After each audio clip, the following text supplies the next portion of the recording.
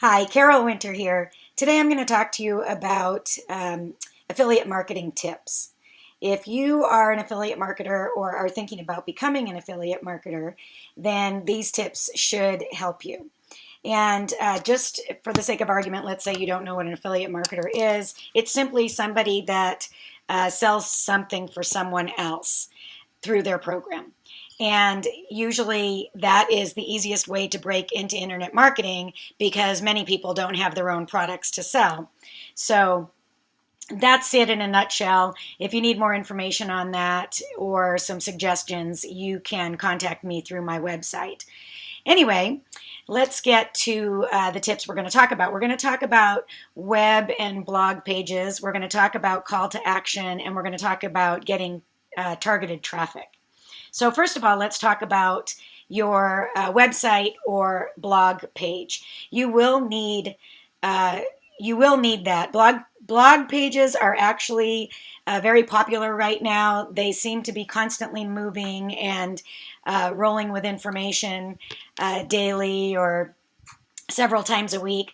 So they just have the feel that things are happening. Web pages are also fine. I have both. My web page, everything I write, I put on my web page, and it just goes into the archives so that people can constantly go back there. But either way is fine. Like I said, I have both. I don't know which one is better or worse. I have both. And I do post similar things on both pages. I will say, though, that whatever you have, it should be specific to the product that you are offering. You don't want to mix up products on one website or blog page because people are going to get confused. They want to go to whatever site you've sent them to because you targeted them to go to that site. If you start throwing up a whole bunch of other things on it, then they're going to get confused and they're just not going to like it and they're going to go away. Now, the only thing I would say is that if you have a niche umbrella and you have several products underneath that umbrella, then that would be one time where you could go ahead and sell more than one product on your site. Anyway, with that said, on your site, it would be very, very helpful for you to have reviews about your product because reviews can help people determine whether it's something that'll work for them or if it's something that they need. And then testimonials are a must because with testimonials, your prospects will see that other people have used your product and have enjoyed your product, or it actually worked for them, and it's not something that they're going to get and just on your word and just because you were trying to sell it. So they can trust it a little better knowing that others have used it. And then what you're going to want to do on your website or blog post is you're going to want to post articles, videos, daily if you can. It is very important to keep it moving, keep it new, keep the information flowing, because if they keep going back there and you haven't written anything or they're not seeing anything different, then they're going to go away and not come back. And typically people aren't going to buy things the first or second time they go to your site. They have to get to know you, they have to get value from you before they're going to trust you and want to buy your product. So that's very, very important. Okay, now we're going to talk about your call to action. A call to action is simply, you'll have like a form on your website or blog, and you want to give something away to them in order to capture their contact information. For instance, you could say,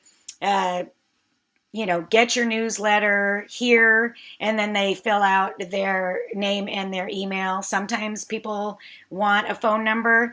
A lot of times prospects don't like to give their phone number because they don't want to start getting calls. So you don't want to make that a mandatory thing, but you will need their correct email and preferably their name so that you can contact them. And you can go to somebody like Weber, which is who I use, and in the written form of this training, if that's what you want to call it, I do have the Weber link, so you can go ahead on my website and find that.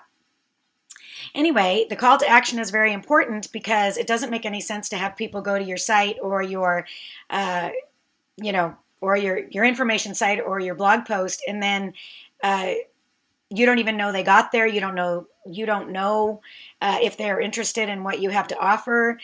You can't send them any more information, and you always want to know that they want your information. So that's the whole point of the call to action. And then when the free or complimentary thing that you give them, whether it be a report, an ebook, a newsletter, whatever it is, you want it to pertain directly to the niche market that you are involved with. Okay, with that said, now you've got to figure out your target traffic. Well, think about yourself. If you love the product that you're selling, who are you? Why do you want it? And what would make you want to buy it? So you look for those kind of targeted people. So the way you could do that is you could join some groups via Facebook, and you could start posting valuable information on Facebook that would attract some of your prospects. Again, you have to promote daily. You have to post daily, and it's got to be valuable information, or they're just not going to be interested in you.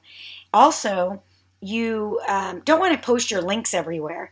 A lot of people, you go on these groups and all they have is link after link after link. Buy this, do this. Well, you're not. The way I am, I'm not going to buy like that. I personally would like to just get some valuable information, and if I want to go, find the link, I'll either contact that person directly, or I'll go to their website, or whatever it might be, or I may message them personally and just say, "What's your link?" And then I'll go from there. But you don't want to just be sales pitchy all the time, because people get really sick of that. I know I do. So, video marketing is a huge deal these days. People seeing you face to face is an important thing. I personally like to be face to face. I've always been a salesperson at heart, and I've been very successful on the offline arena. And it was hard for me to break into this because I have to be face to face with people, or at least I felt like I did. And because I wanted them to get to know me. So video marketing is kind of right up my alley, because I feel like I'm talking to somebody, and I'm confident that they're listening. So anyway, that's it for today. I just wanted to give you those few tips. You can go to my website, mentortheproinyou.com. That's mentortheproinyou.com. And I will have a written form of this video there, as well as the video. And it'll be a little more in depth in the written form. I will see you tomorrow with some more information. And I am happy that you're here.